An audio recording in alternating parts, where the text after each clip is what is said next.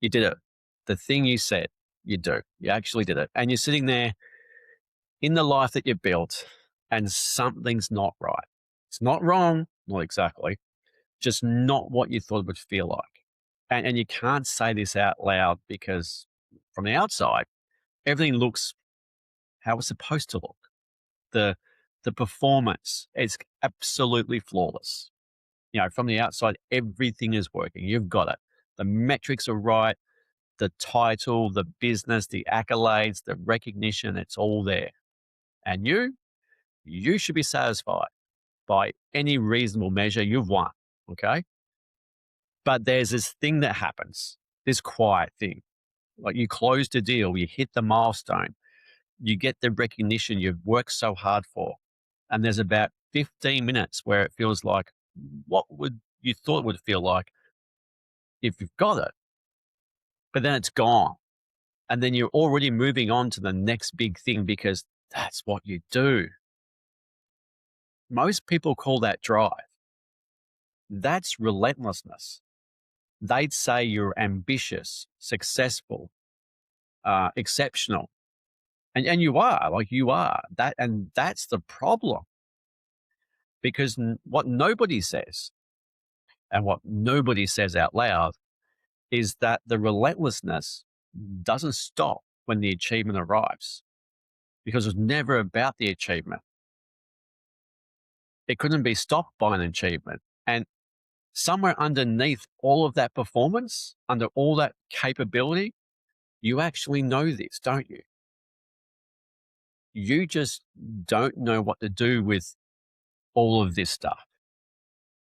So let me tell you exactly what this looks like, because you've probably felt it. You're not burnt out from working too hard. It's not what this is. You're not burnt out from the weight of being, the best at everything. You're burnt out because you're tired of being the person everyone needs you to be. The performance, the consistency, the version of you that shows up and delivers and never has an off day. That version of you is exhausting, not because what it does, but because what it costs. And the thing that surprises most of my clients every time is that exhaustion isn't about the work. It's about the distance, the gap between who you are in the room and who you actually are. And that's not a productivity problem. That is not a burnout or recovery problem. Let me say that. It is an identity problem.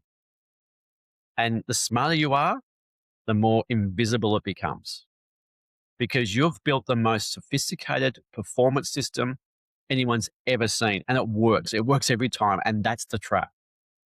See, here's what I see consistently.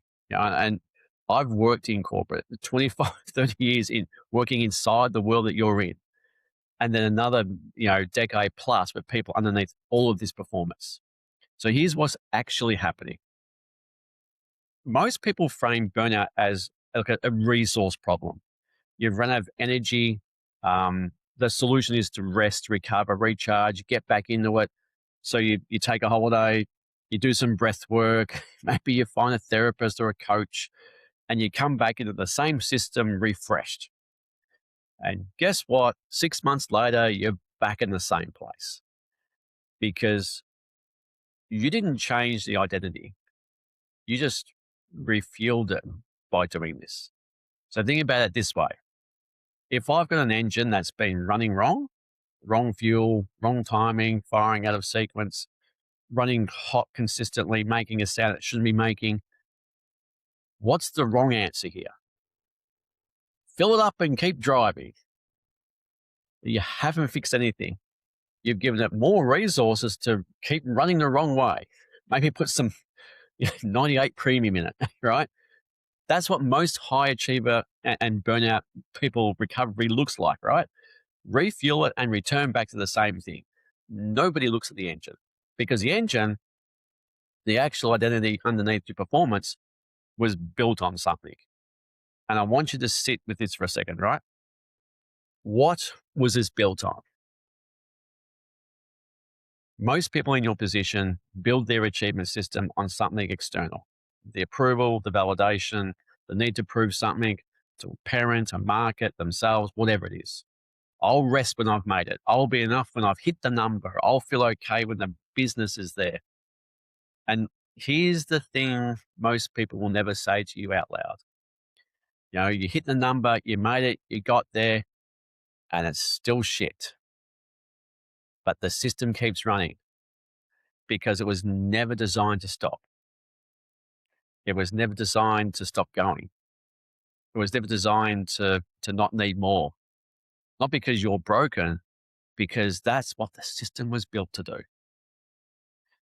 Most of my clients, like who are, founders and executives at the top of their game, come in thinking they need better tools, better systems, better frameworks, more optimization, performance.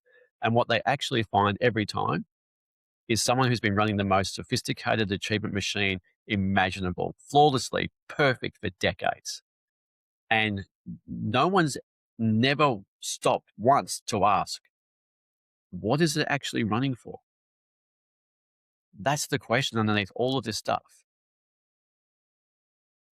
If it's actually landing, I mean, look, this is landing, not just making intellectual sense. You know, time to subscribe because I want to be really clear about, this channel, what it is and isn't, right? I'm not selling you frameworks here. I've spent 25 years working inside that world, right? And another decade outside of that world helping people like yourself, right? Underneath all of that stuff, the level most people never look at. That's what this is. Because, what's coming next is a part most people won't even tell you. And this is the deeper part, because this is where it gets rather specific. Okay. The reason the achievement never fully lands, the reason that 15 minutes of satisfaction disappears after you've hit your quota and whatever it is, has a name in psychology. It's hedonic adaptation. Your nervous system adapts to the new baseline almost immediately. The thing you work for has become now the floor, not the ceiling. And the ceiling just moved again. And you know this because you live this. But here's what hedonic adaptation doesn't explain.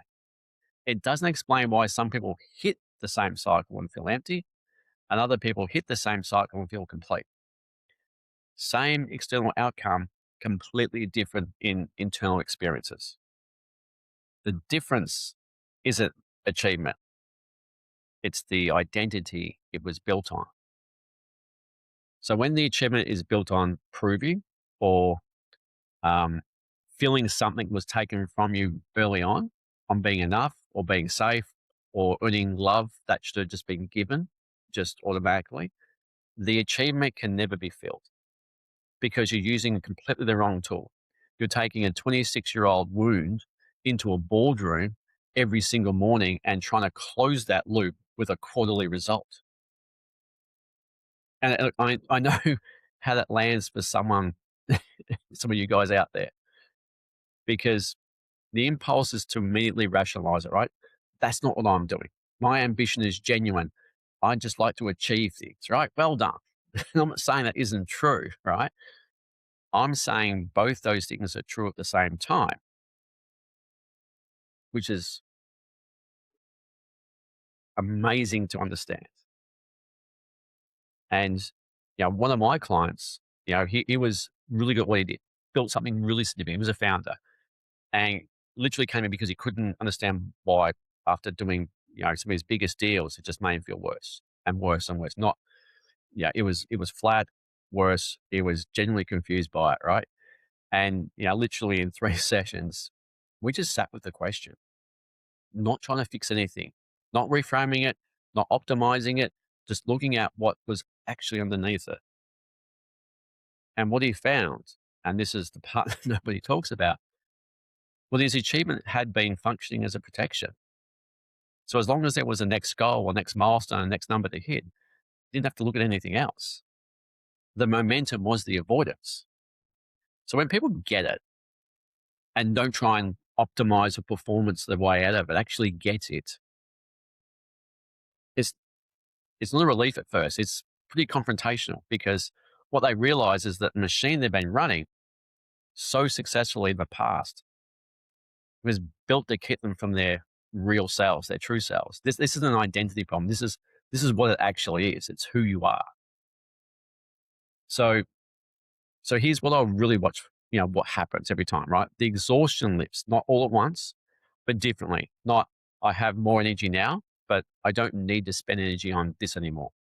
Relationships change, not because anything external changes, but because the person in that relationship changes. The performance is still there, still exceptional, but it's coming from somewhere completely different, not from trying to prove yourself, not from trying to get, love or affection or attention, not from feeling shit, from something that was always there, but had been completely buried under a bloody machine.